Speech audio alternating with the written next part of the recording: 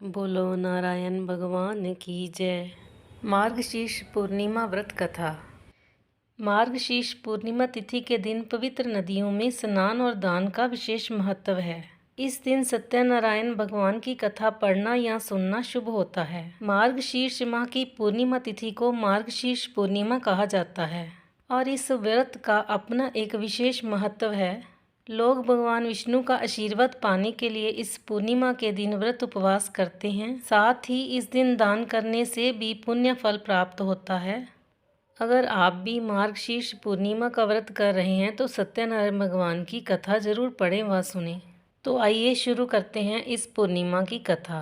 पौराणिक कथा के अनुसार एक बार नारद जी भगवान विष्णु के पास बहुत ही दुखी होकर पहुंचे और कहा कि उनसे दुखी मनुष्य के कष्टों को देखा नहीं जा रहा। उन्होंने भगवान से कहा कि आप कोई ऐसा उपाय बताइए जिससे कि लोगों का कल्याण हो। ये सुनकर भगवान श्री हरि ने कहा कि जो भी व्यक्ति संसारिक सुख और मृत्यु के बाद मोक्ष प्राप्त करना चाहता है उसे श्री सत्यनारायण भगवान की पूजा व व्रत करना चाहिए।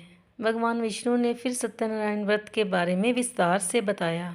जिस किसी ने सत्यनारायण भगवान के प्रति श्रद्धा विश्वास किया उन सब के कार्य सिद्ध हो गए।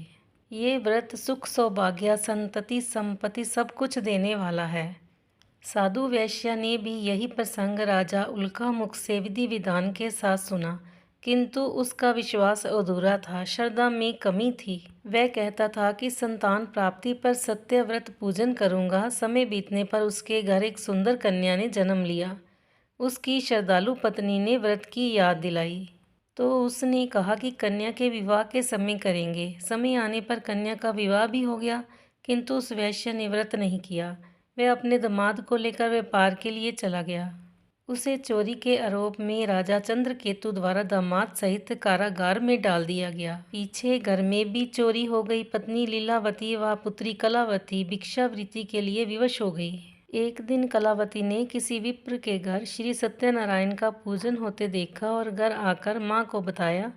तब माँ ने अगले दिन श्रद्धा से व्रत पूजन कर भगवान से पति और दामाद के शीघ्र वापस आने का वरदान मांगा। श्री हरि प्रसन्न हो गए और स्वप्न में राजा को दोनों बंदियों को छोड़ने का आदेश दिया। राजा ने उसका धन धान्य और प्रचुर द्रव्य देकर उन्हें विदा किया। घर आकर पूर्णिमा और संक्रांति को सत्यव्रत का जीवन पर्यंत आयोजन करता रहा। फलतः संसारिक सुख भोग कर उसे मोक्ष प्राप्त हुआ। इसी प्रकार राजा तुंगध्वज ने वन में गोपगणों को श्री सत्यनारायण भगवान का पूजन करते देखा, किंतु प्रभुता के मद में चूर राजा ना तो पूजा स्थल पर गया, ना दूर से ही प्रणाम किया और ना ही गोपगणों द्वारा दिया प्रसाद ग्रहण किया। परिणाम ये हुआ कि राजा के पुत्र धन धान्य अश्वगज सब नष्ट हो गए। राजा को अकस्मात ये आभास हुआ कि विपत्ति का कारण सत्यदेव भगवान का निरादर है। उसे बहुत पश्चाताप हुआ। वह तुरंत वन में गया। गोपगणों को बुलाकर काफी समय लगाकर सत्यनारायण भगवान की पूजा की। फिर उसने उनसे प्रसाद ग्रहण किया और घर आ गया। उसने देखा कि विपत्ति टल गई और उसकी सारी संपत्ति तथा जन सुरक्षित हो गए। राजा प्रसन्नता से भर गया और सत्यव्रत के आचरण में निरत हो गया तथा अपना सर्वस्व भगवान को अर्पित कर दिया। श्री सत्यनारायण व्रत से हमें शिक्षा मिलती है कि सत्य रूप ब्रह्मा जीवात्मा रूप में हमारे अंदर विद्यमान है। हम सब सत्य के ही स्वरूप हैं, पर माया के वश में आकर नष्ट होने वाली वस्तुओं को संग्रह करने की सोचकर संसार में मग्न हो रहे हैं। इस ज्ञान को दूर करके सत्य को स्वीकार करना और प्रभु की भक्ति करना ही मानव का धर्म है। श्री कृष्ण गोविंद हरे मुरारी, हे नाथ नारायण वासुदेवा, हे नाथ नारायण वासुदेवा, हे नाथ नारायण वासुदेवा। बोलो नारायण भगवान की जय।